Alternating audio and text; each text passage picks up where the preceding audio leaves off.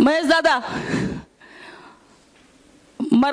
मेल्यानंतर वैर संपण्यापेक्षा आपण जिवंतपणेच ते जर आपण सगळ्यांनी संपवलं तर ही फार मोठी आदरांजली दादांना असेल. तुम्ही आणि आम्ही सगळे हाडामासाचे एकच आहोत.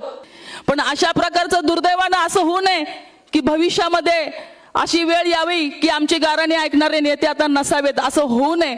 कारण जे आमच्या पक्षाचे नेते काम करतात ते दिल्लीमध्ये आहेत, मुंबईमध्ये आहेत, परंतु पिंपरी चिंचवड शहरामध्ये तुम्ही जी मंडळी आता आमच्यापेक्षा सिनियर म्हणून काम करताय, आम्ही अपेक्षेनं तुमच्या सगळ्यांकडे बघणार आहोत. यदा कदाचित भविष्यामध्ये आपल्या महानगरपालिकेत काम करत असताना तू मै होण्याची शक्यता आहे.